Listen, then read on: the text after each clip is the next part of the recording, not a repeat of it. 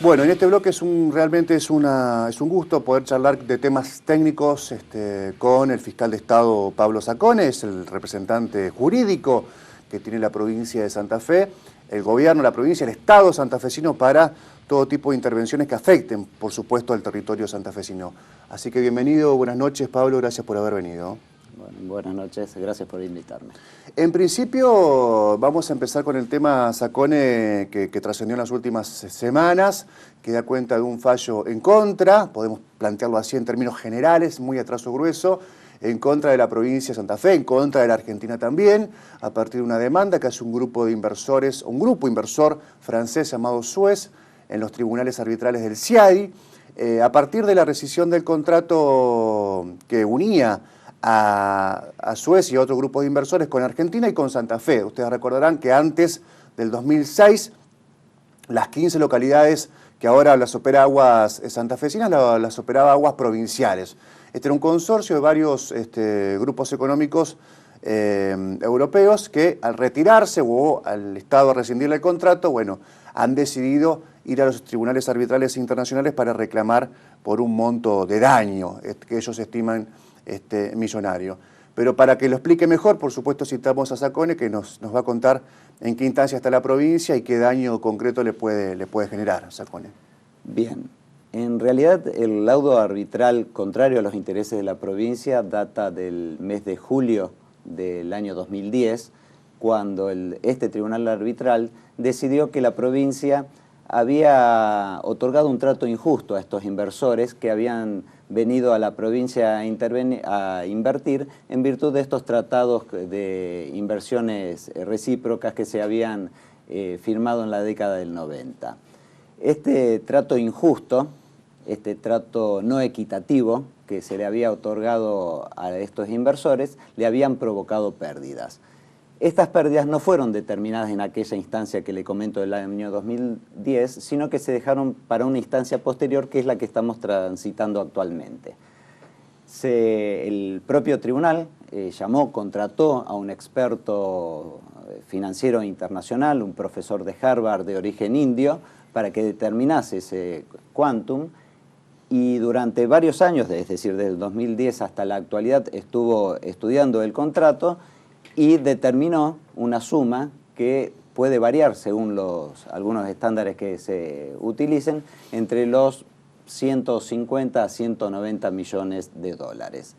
A su vez, nosotros tuvimos actuando a nuestro favor lo que se llaman los peritos de control o expertos de control, que determinaron y encontraron diversas fallas de estos estudios y que también se lo señalaron al tribunal diciendo por qué ese estudio o esa suma a la que se llegaba no era la correcta y en la posición de la Argentina nada se debía.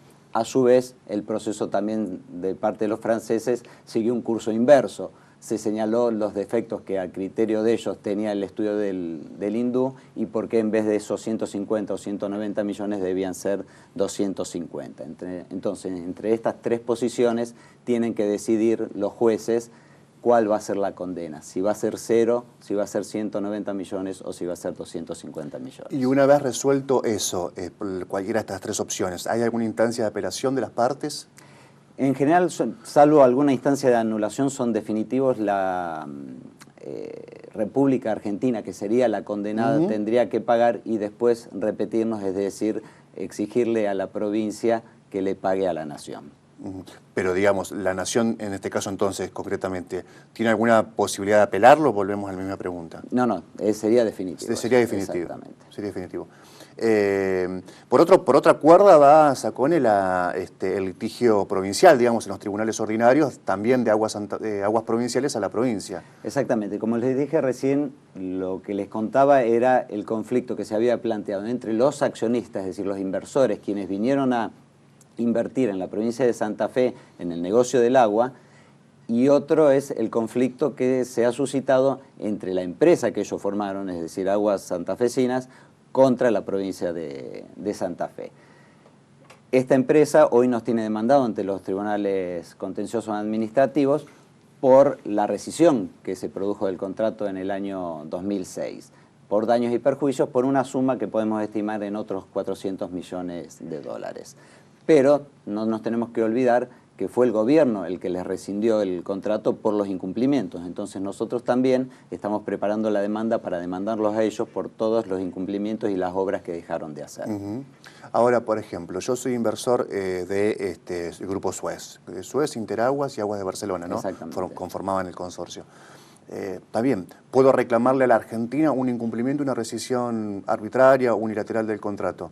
Ahora, ¿a quién, qué margen de defensa tiene un Estado, en este caso el argentino, en consecuencia el provincial, para esgrimir todos estos argumentos que usted manifestaba de incumplimientos del contrato, de obras que no se hicieron, obras inconclusas? Digamos, es prácticamente en la esfera internacional es imposible llevar estos argumentos. En eso fue muy cuidadoso el fallo arbitral. El fallo arbitral dejó bien en claro que ellos no se metían en ninguna instancia que hiciese al contrato. Ellos lo único que estaban juzgando era el incumplimiento de los tratados bilaterales de inversión entre la Argentina y los diversos países, por ejemplo, Francia, Italia, España, etc. Fue un incumplimiento de un tratado internacional, no del contrato local. El contrato local se está ventilando en los tribunales locales. Lo que se está pagando esa indemnización es por no haberle garantizado a los inversores extranjeros un ambiente seguro de inversión en la Argentina. Otra cosa es el negocio de explotación del agua en la República Argentina. Eso lo estamos discutiendo en los tribunales santafesinos. ¿Y en qué instancia está? Están en las instancias iniciales porque, paradójicamente, pese a estas grandes sumas que estamos hablando, la empresa pretende litigar como pobre, es decir, no abonar sellados, y usted sabe que es un proceso que se tiene que llevar antes del proceso principal, y todos estos años hemos estado tramitando la pobreza. Obviamente nosotros nos oponemos, nosotros nos oponemos a que esta empresa con estas sumas y con este movimiento de inversiones se declare pobre para litigar. ¿El grupo Suez sigue operando en algún lugar del mundo? Yo lo desconozco. Sí, sigue operando. ¿Con los mismos socios, digamos, y en el mismo rubro? Sí. ¿Y pretende litigar en estado de pobreza? Exactamente. Ahí es la línea que tenemos que trazar. Quien pretende litigar es la empresa, no el inversor, que es Suez. Por eso. Digamos. Claro. Y eso es lo que nosotros, cuando viajamos en agosto pasado, gente de la Fiscalía, porque tenemos que recordar que el juicio lo lleva la Procuración del Tesoro de la Nación, no nosotros, pero nosotros fuimos a asistirlos, tratamos de llevarle todos los antecedentes para trazar esta línea, que no se confundan los dos reclamos y que no nos cobren dos veces las mismas cosas. Claro. Y la empresa, ya que usted está siendo tan preciso, y la empresa, el juicio local, podríamos denominarlo así, ¿la empresa pretende cobrarlo en dólares? ¿Inició una demanda en dólares? ¿Esto es posible? El reclamo son, digamos, 400 millones de dólares o el equivalente, pero la estimación aproximada es esa. Bastante claro. Le cambio de tema. En diciembre, el año pasado, en los primeros días de diciembre, no solamente usted, por una instrucción seguramente del gobernador, presentó una denuncia en la Fiscalía Federal de Santa Fe para que se investigue el presunto delito de sedición por parte de un grupo de policías que, ustedes, hemos hablado de este tema muchas veces aquí en Zona Crítica, llevaron adelante el paro policial, a mi criterio sedición policial, y dejaron por lo menos al departamento de la capital y Rosario a merced de la delincuencia y con zonas liberadas. Para mí está claro que hubo un grupo organizado de personas que pretendió arrancarle al Estado, y lo hizo finalmente, una medida con una pistola en la cintura y utilizando bienes del Estado para hacerlo, como son los patrulleros, por ejemplo. Pero antes de esta denuncia formal que hizo el doctor Sacone, y obviamente con instrucciones del gobernador, hubo una primera intervención de la Fiscalía que tiene que ver con la denuncia por incitación a la violencia, tengo entendido que fue allá por el 3 o 4 de diciembre del año 2013, vinculado a algo que después iba a madurar algunos días después, posteriormente, que fue un grupo vinculado a un nucleamiento policial no reconocido legalmente llamado Apropol, que, insisto, para el 3 o 4 de diciembre, desde su página web, ya estaba convocando al paro, ya estaba convocando a la sedición. Así que le propongo a Sacone, primero, hablar de este tema, digamos, qué se hizo aquel 3-4 de diciembre, no tengo presente la fecha, y en consecuencia, cómo se discutió en esos días presentar la denuncia por sedición. Sí, son dos hechos sí, que, si se quiere, denunciamos aisladamente, pero en definitiva terminaron vinculados. Como en todo, podemos ver la mitad del vaso lleno y la mitad del vaso vacío, sí, sí. Porque lo podemos ver optimistamente o no tanto, porque se han hecho progresos importantes, pero no a lo mejor en los tiempos o con la velocidad que uno pretendería que estas cosas se resolviesen. Pero la justicia tiene sus tiempos y lo importante es que se avance y que se avance en la dirección correcta. Nosotros denunciamos que el gobernador había recibido mensajes amenazantes en su teléfono particular y además en páginas web se incitaba al personal policial a paro y a cometer actos ilícitos. Esa primera denuncia la hicimos en un juzgado, en una fiscalía local. De Nene, ¿no? De Rosario. No, primero fue acá en la ciudad de Santa Fe, sí, sí. En la fiscalía del doctor López Rosas, y que prontamente empezó la investigación y le dio parte a la justicia de instrucción. Casi simultáneamente, a los pocos días, hacemos la denuncia por sedición en los tribunales federales, que el Tribunal Walter Rodríguez rápidamente empieza a disponer medidas y pide la instrucción al juez federal, que el juez federal se declara incompetente por razones que usted sabe que jurídicamente todos podemos opinar. Para un lado para otro. Para un lado para otro.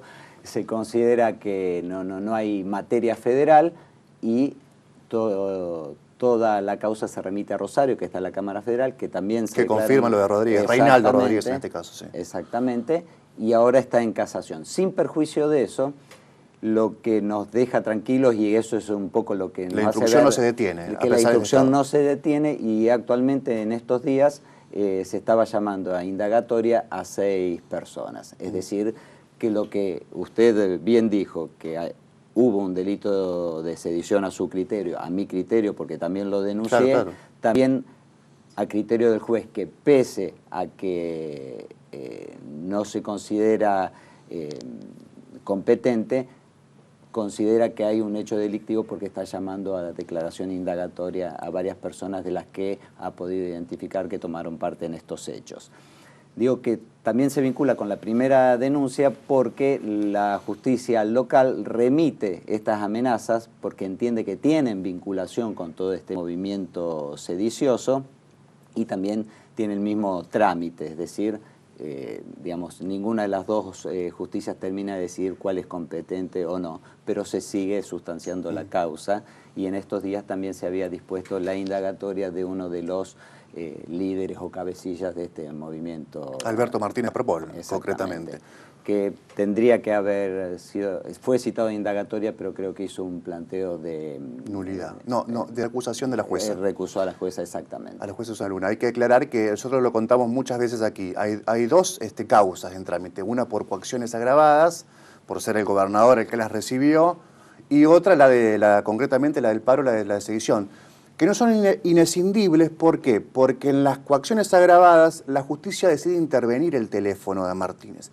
Y en esa intervención, que duró unos días, está con claridad expresado cómo Martínez desde el sur, lo contamos muchas veces aquí, desde el sur con su teléfono, en realidad un teléfono a nombre de su mujer, que por eso fue intervenido después, organizó el paro policial en la unidad regional 1 y la unidad regional 2.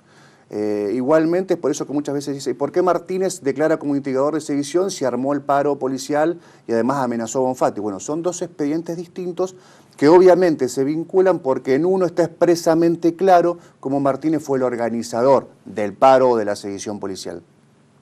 Saccone, ¿por qué, digamos, uno mira alrededor? Por ejemplo, en las provincias en Córdoba o en Entre Ríos, donde hubo sismos parecidos, digamos, vinculados a la familia policial o a los sediciosos policiales, ¿por qué Santa Fe distingue la órbita de jurisdicción de la investigación y lo coloca la mirada en la justicia federal y no hace como las provincias de Córdoba y Entre Ríos, que se han manejado con las justicias provinciales para investigar prácticamente lo mismo.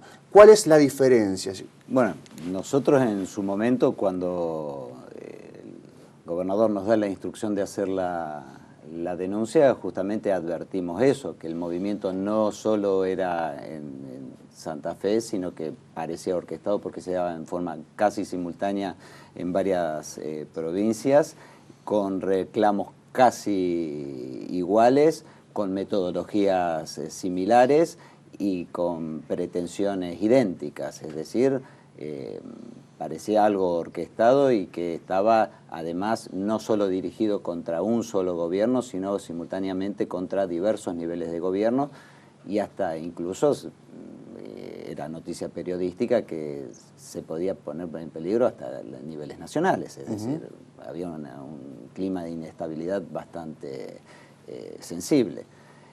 Así lo entendió también el fiscal federal y incluso los fiscales de Cámara. Digamos, son criterios que se siguen y ahora estamos esperando que la Cámara de Casación lo decida. También es una señal muy fuerte, si bien usted es un referente técnico de la provincia, es una señal muy fuerte de la política también, decirle a la justicia, nosotros venimos a denunciar que durante un periodo de tiempo funcionarios estatales pretendieron arrancarnos una decisión, cosa que lograron, porque esto ha sido así también, ¿no? En realidad el gobernador fue claro en la solución política de esta cuestión, en trazar una línea, si bien se quiere tenue, porque el funcionario policial, digamos, tiene que tener otros caminos de comunicación, tiene caminos más formales por la específica función que tiene, pero trazó una línea entre los que a lo mejor hicieron infracciones reglamentarias, es decir, protestaron de una manera antirreglamentaria, de los que ya protestaron de manera delictiva. Entonces se les dio una solución, si se quiere, política a los que protestaron de manera antirreglamentaria, pero se va a perseguir a los que protestaron de manera delictiva. Esa es la señal clara. Desde la Fiscalía del Estado, ¿cómo se puede empujar una investigación de estas características? Digamos, ¿funcionarían como una especie de querellante? ¿También podrían aportar pruebas? Nosotros, obviamente tienen todo el Estado, todos los insumos del Estado, grabaciones al 911 que son fundamentales, nosotros aquí las difundimos en marzo pasado. Digamos, un montón de insumos tiene el Estado para decir, bueno, fíjense aquí encontramos un momento de las grabaciones del 911 donde se está organizando la movilización, acá se organiza un paro, acá se deja a la población sin seguridad. Digamos, ¿cómo puede empujar la Fiscalía? De hecho, yo he destacado personal específico de la Fiscalía, no hemos constituido como querellantes por una cuestión digamos, de convencimiento técnico, somos el Estado, pero estamos colaborando permanentemente y en contacto con los fiscales de la causa, aportándole todos estos elementos que usted dice. Ya le digo, he dispuesto 2 abogados para que estén semanalmente en contacto, tanto en forma interna con los ministerios, recolectando toda esta materia probatoria, y con los fiscales para atender a los requerimientos que puedan necesitar.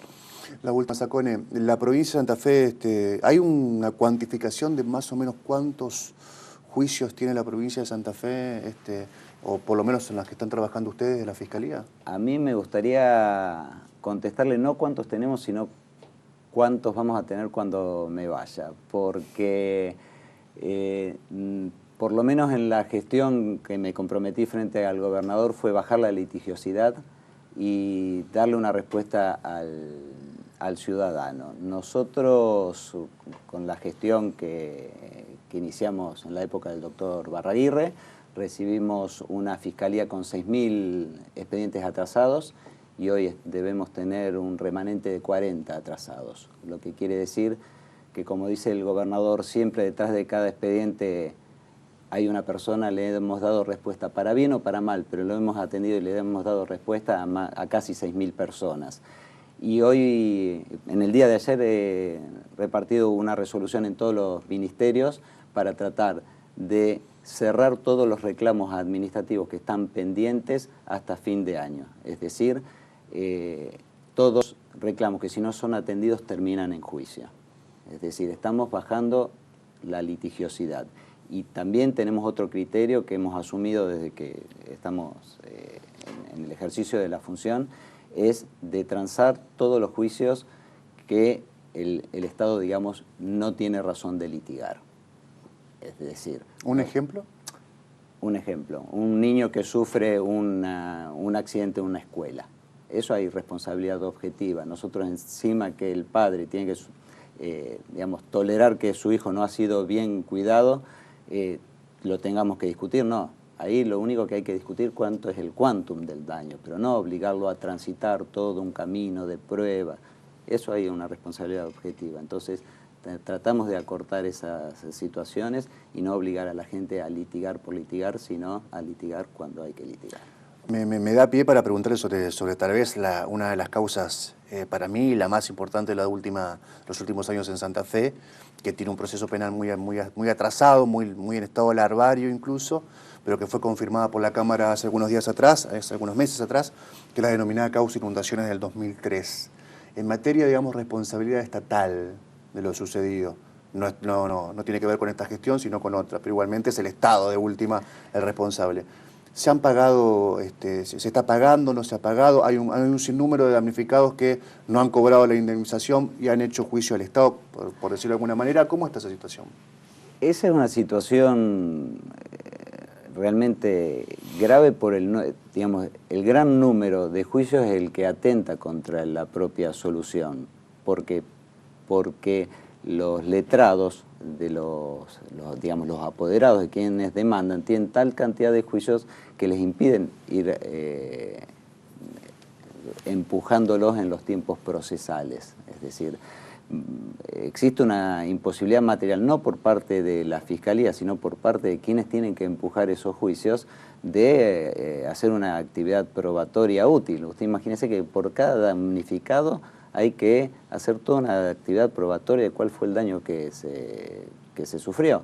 Por eso fue que los gobiernos anteriores tasaron los daños y se fue indemnizando en base a tasaciones que podrían haber sido más o menos arbitrarias, pero se intentó esa salida. Sí, sí. Pero bueno, entonces la pregunta es, ¿cuántos más o menos están en trámite? Y en trámite tenemos unos cuantos cientos. ¿Y con qué? La gran mayoría está con el trámite parado. Hoy por hoy están con suspensión de término que nos han pedido los propios letrados de la actora. Y si bien la Corte ha dicho en su oportunidad que la demanda civil puede seguir un curso independiente, autónomo de lo que suceda en el fuero penal, digamos, ¿cuál ha sido la postura de la Fiscalía? Justamente, a pedido de muchos de los letrados que tienen la gran cantidad de juicios, hemos suspendido los términos, por lo menos no se les prescribe. Así que, por lo menos, ni se les caduca, perdón, el juicio. Así que, mientras, no sé, encuentran alguna salida para ir empujando los juicios. ¿Y hay posibilidad de que ese damnificado diga, bueno, yo han pasado 11 años, no tuve una reparación económica por el daño, pero sin embargo le inicié una demanda al Estado? ¿Puedo quedarme a mitad de camino y pedirle, no sé, a la Fiscalía otro tipo de resolución? Sí, el tema es con lo que yo le decía recién. Si nosotros nos tenemos que limitar a ver cuál es el daño sufrido, pero en todos esos grandes expedientes no tenemos una sola prueba. No hay, es más que la gente que dice sufrí el daño. Es decir, es muy difícil la determinación del daño. Y ese es el problema que yo veo que encuentran los letrados de la otra parte, porque no tienen un expediente, a lo mejor vienen con 100 expedientes. Nosotros, si vienen con expedientes de uno, nosotros lo podemos arreglar, no hay problema para nosotros. El problema que yo veo es que no lo pueden empujar desde la parte de los actores. Sacone, gracias por la visita. No, por favor, gracias a ustedes por invitarnos. Vamos a una pausa, ya seguimos con más Zona Crítica.